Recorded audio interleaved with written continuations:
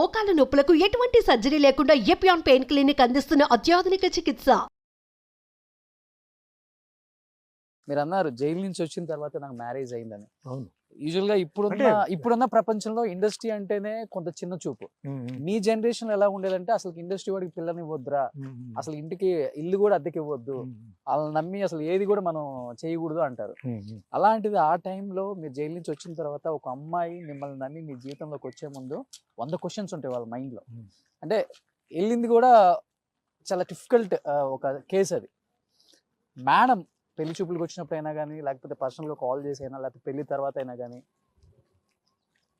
Personal life విషయానికి వచ్చినప్పుడు మిమ్మల్ని ఏదో క్వశ్చన్ అడగాల్సి వచ్చిందా సార్? ఇక్కడ వాళ్ళకి తెలీదు, అక్కడ వాళ్ళకి సుమన్ ఎందుకు జైలుకి వెళ్ళాడు అందరికి తెలుసు. ఓకే.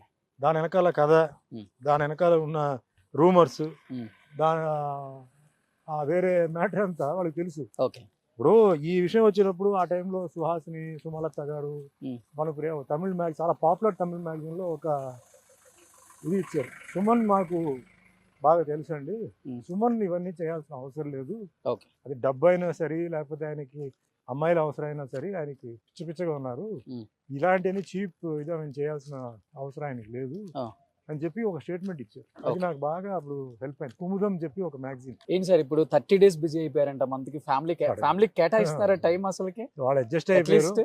ఖాళీ ఉన్నప్పుడంతా ఇంట్లో ఉన్నానండి, నేను బయటికి వెళ్ళను. వర్క్ ఉన్నప్పుడు నేను వర్క్ వెళ్తాను, వాళ్ళు ఏం చెప్పరు. అలాగే కొన్ని programs, social service, karate programs, వాటి వీటికి వెళ్తుంటాను. So it's like the artist life ఎలా ఉంది, బిజీ ఉన్నప్పుడు విల్ బి బిజీ, నేను ఇల్లు ఉన్నప్పుడు అట్ హోమ్ అంటే హోమ్ కావాల్సిన మ్యాటర్ మాట్లాడి చేయడం అట్లా రెండు బ్యాలెన్స్ చేసుకొని పోతాను. నేను వర్క్కి వస్తే హోమ్ గురించి మాట్లాడను, హోమ్లో ఉంటే వర్క్ గురించి మాట్లాడు. అంటే పర్సనల్ లైఫ్ ఎప్పుడు కూడా పెద్దగా బయట మాట్లాడటానికి ఇష్టపడరు, అంటే ఇష్టం లేదా వాళ్ళని ఎందుకు అనవసరంగా కెమెరా ముందుకు తీసుకురావటం, వాళ్ళకి ఇబ్బంది ఫీల్ అవుతారు, వాళ్ళకి ఇష్టం లేదు. వాళ్ళు ఏమంటారంటే సుమన్ ఫ్యామిలీని తెలిస్తే అడ్వాంటేజ్ ఉంది, డిసడ్వాంటేజ్ ఉంది. పోనీ ఒకటి అడ్వాంటేజ్ అనుకుంటే మేము వస్తాం, మాకు డిసడ్వాంటేజ్ ఏంటి, సుమన్ ఫ్యామిలీ అన్నప్పుడు మా ప్రైవసీ పోతుంది. మేము హ్యాపీగా నడిచి వెళ్తాం, ఆటో రిక్షాలో వెళ్తాం, బస్సులో వెళ్తాం, సరదా అది మా ఇష్టం, అది కుదరదు.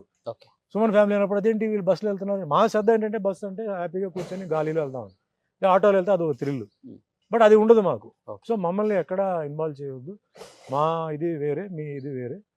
సో మాకు ఆ పబ్లిసిటీ అంటే ఇంకోటి వాళ్ళకి పబ్లిసిటీ ఇష్టం లేదు, అంటే పోస్టర్లో పడాలి, అది పడాలి, దే డోంట్ లైక్ అని కాదు, వాళ్ళకి పెద్ద అది they are not craving for that publicity, వద్దని చెప్పే వాళ్ళు ఎప్పుడు ఉంటారు. సో మేము బయటికి ఏదైనా టూర్కి అట్లా వెళ్ళినా కూడా మీరు ముందు వెళ్ళిపోండి మేము తర్వాత వస్తాం అంటారు. లేదు మేము ముందు వెళ్ళిపోతాం, మేము తర్వాత మెల్లిగా ఇంకో బండిలో రండి అంటారు. సో అంటే వాళ్ళు ఏమిటంటే ప్రైవసీ అనేది ఫ్యామిలీతో ఉండాలి, ఆ ప్రైవసీ మళ్ళీ అది ఎక్స్పోజ్ అయ్యి మళ్ళీ మేము బయటికి వెళ్తే ఏమంటే మీరు సోన్స్ ఫ్యామిలీ మళ్ళీ ఫోటోలు మళ్ళీ అది వైరల్ అది అంటే వాళ్ళకి ఇష్టం లేదు అంతే. సుమన్ గారు ఎంత అందంగా ఉంటారో, ప్రింట్ కూతురు అంత అందంగా పుట్టారు, చాలా మంది ఈగర్ గా వెయిట్ చేశారు ఆ టైంలో.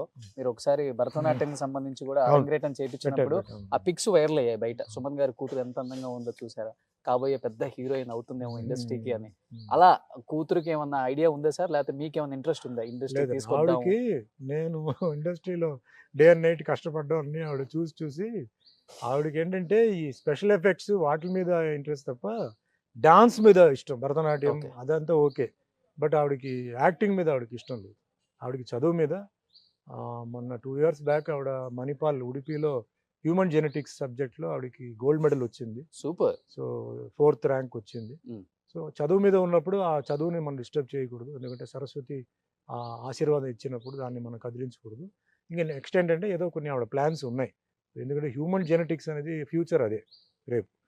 సో దాన్ని మనం డిస్టర్బ్ చేయడం నాకు ఇష్టం లేదు. బట్ షీఈ్ కంటిన్యూస్గా సినిమాలన్నీ చూస్తుంది, నాకు ఫీడ్బ్యాక్ ఇస్తుంది, ఏ సినిమా బాగుంది, ఏ సినిమా బాగాలేదు, ఈ సినిమా చూడు, అది చూడు, వేరే స్టార్లు కూడా చెప్తుంది, అది చూడాలి, అది చూడాలి, బాగా తీశారు, లేకపోతే మిస్టేక్స్ చెప్తుంది ఆ సినిమాలో. ఇవన్నీ ఓపెన్ క్రిటిసిజం ఓపెన్, ఆవిడ కానీ మిస్సెస్ కానీ ఇద్దరు. సో నాకు అంతే తప్ప నేను I don't want to pressurise and ఆవిడ ఫ్యూచర్లో ఏదో ప్లాన్స్ ఉన్నాయి హ్యూమన్ జెనెటిక్స్ మీద.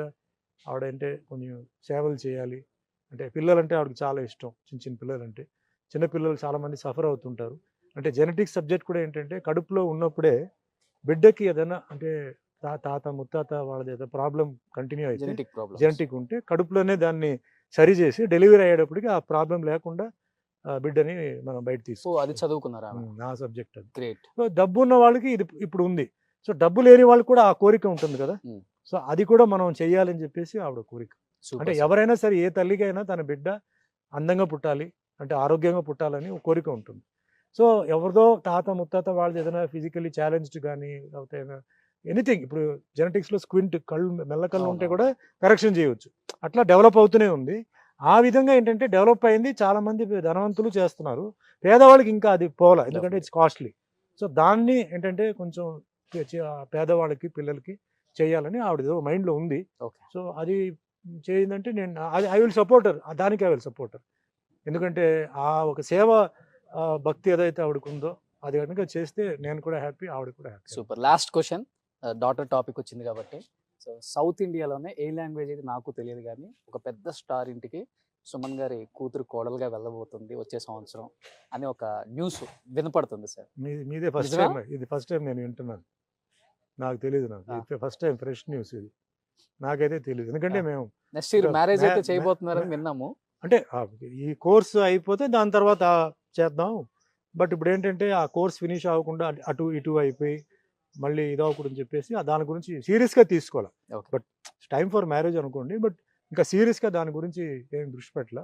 బట్ ఇప్పుడు మీరు చెప్తున్న న్యూస్ నాకు న్యూస్ ఓకే. ఇప్పుడు నాకు ఇంకా నా న్యూస్ ఛానల్కి రాలా. మీ న్యూస్ ఛానల్కి వచ్చింది కానీ నా న్యూస్ ఛానల్కి ఇంకా రాలా. సో ఏమో చూడాలి. Okay. నేనైతే ఇంకా దాని గురించి పెద్దగా ఇంకా అంత సీరియస్గా దిగలేదు.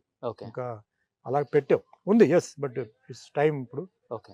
ఇయర్ ఎండ్ కానీ నెక్స్ట్ ఇయర్కి చేయాలి. Hmm. సో అది ఒక సైడ్లో ఉంది, ఇది ఒక సైడ్లో ఆవిడ స్టడీస్ గురించి అది కూడా ఉంది. సో చూడాలి దేవుడు ఎట్లా నిర్ణయిస్తారు. సో వచ్చే సంవత్సరం గంటలు మోగిపోతున్నాయి సుమన్ గారి ఇంట్లో. ఉంటాయి.